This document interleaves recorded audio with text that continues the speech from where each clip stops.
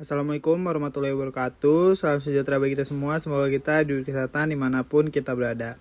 Pertama-tama perkenalkan, nama saya Muhammad Fikri, NIM saya 289 2150 198.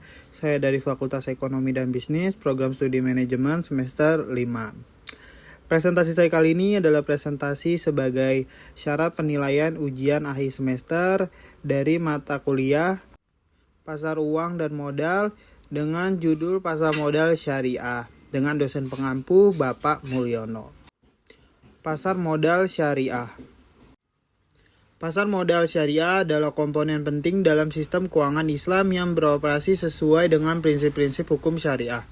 Dalam pembahasan ini, kita akan menjelajahi konsep dasar, prinsip, instrumen keuangan, dan perkembangan terkini dalam pasar modal syariah.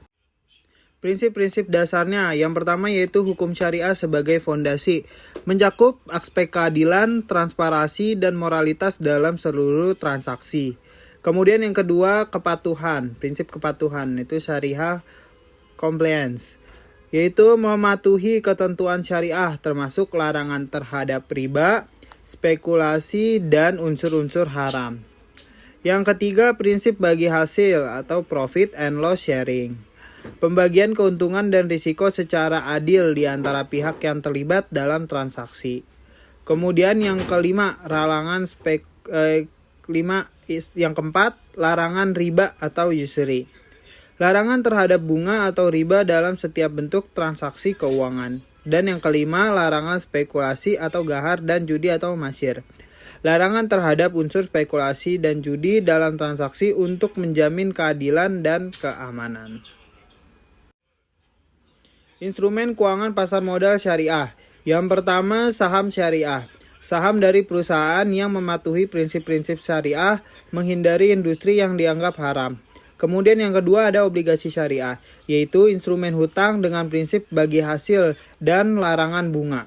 Yang ketiga, reksadana syariah. Dana investasi yang dikelola sesuai dengan prinsip syariah. Yang keempat ada sukuk, yaitu instrumen utang yang diatur ulang oleh prinsip-prinsip syariah. Seringkali didukung oleh proyek-proyek real. Yang kelima ada ETF atau Exchange Trade Fund syariah. Reksadana yang diperdagangkan di bursa dan sesuai dengan prinsip syariah. Perkembangan pasar modal syariah. Yang pertama, peran pemerintah. Dukungan pemerintah melalui regulasi dan insentif untuk mendorong pertumbuhan dan keberlanjutan pasar modal syariah. Yang kedua, inovasi produk. Pengembangan instrumen keuangan syariah baru untuk meningkatkan daya tarik investor. Yang ketiga, pendidikan dan kesadaran. Upaya meningkatkan pemahaman masyarakat dan investor terhadap produk dan prinsip pasar modal syariah. Dan kerjasama internasional, yaitu kolaborasi antar negara untuk meningkatkan likuiditas dan mengembangkan pasar modal syariah global. Kemudian saham. Definisi saham. Saham adalah instrumen keuangan yang mewakili kepemilikan suatu bagian dari perusahaan.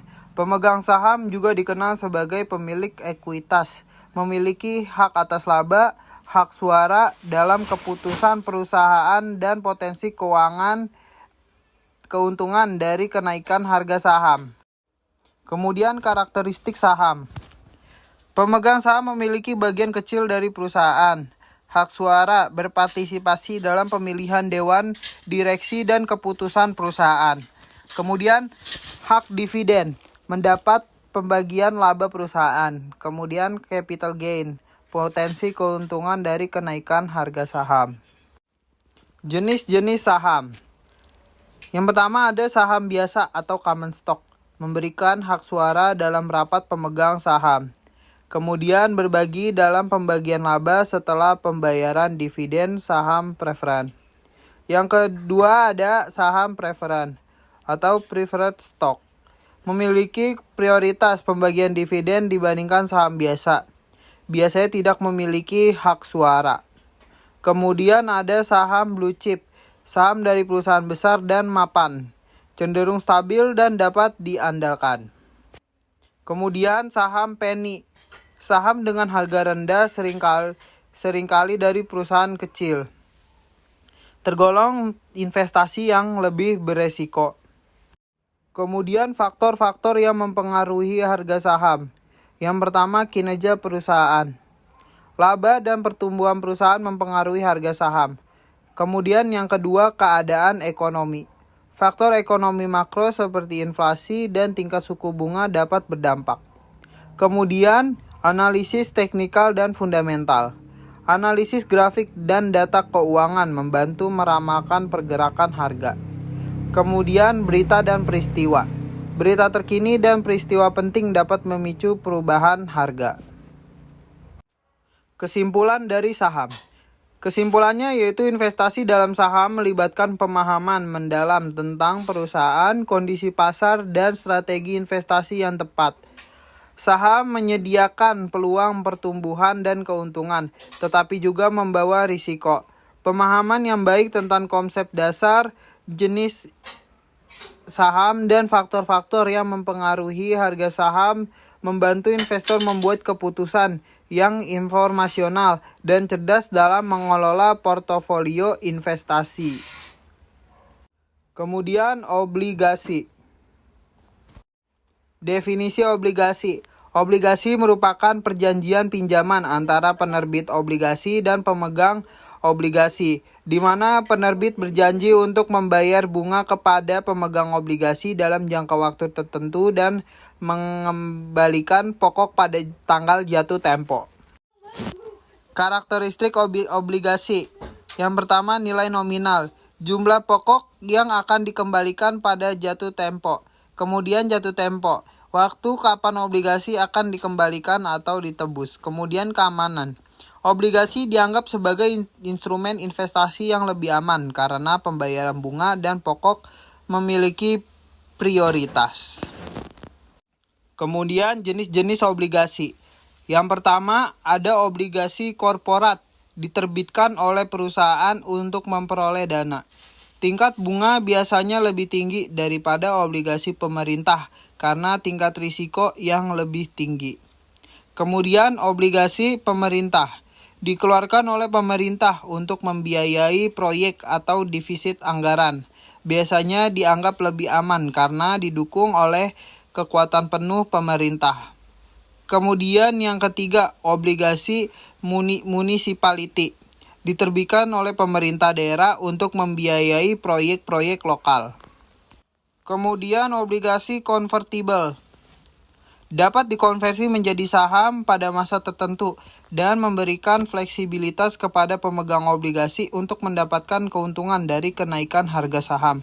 Kemudian ada obligasi sukuk, obligasi yang sesuai dengan prinsip-prinsip syariah Islam, di mana pembayaran bunga dihindari. Kesimpulan obligasi. Obligasi adalah instrumen keuangan yang penting dalam diversifikasi portofolio investasi. Meskipun dianggap lebih aman daripada saham, obligasi juga memiliki risiko tertentu. Pemahaman yang baik tentang konsep dasar, jenis-jenis obligasi, dan faktor-faktor yang mempengaruhi pasar obligasi membantu investor membuat keputusan yang lebih terinformasi dalam merencanakan strategi investasi. Kemudian reksadana syariah. Definisi reksadana syariah. Reksadana syariah adalah pool dana yang dikelola oleh manajer investasi sesuai dengan prinsip-prinsip syariah. Dana daripada investor diinvestasikan dalam portofolio aset sesuai dengan ketentuan hukum syariah Islam. Jenis-jenis reksadana syariah. Yang pertama, reksadana saham syariah. Dana yang mayoritas diinvestasikan dalam saham-saham syariah. Kemudian, reksadana obligasi syariah. Dana yang berfokus pada investasi dalam instrumen obligasi syariah untuk pendapatan tetap. Kemudian, reksadana campuran syariah. Portofolio yang mencakup saham dan obligasi syariah memberikan kombinasi pertumbuhan dan pendapatan. Manfaat reksadana syariah. Yang pertama, kepatuhan syariah. Investor dapat berpartisipasi dalam investasi yang sesuai dengan keyakinan dan prinsip syariah.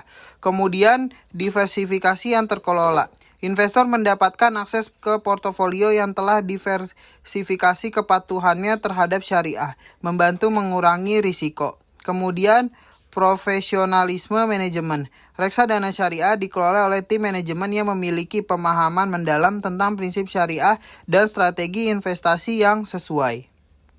Itu saja yang bisa saya sampaikan. Mohon maaf apabila masih banyak kesalahan dalam penyampaian. Saya akhiri. Wassalamualaikum warahmatullahi wabarakatuh.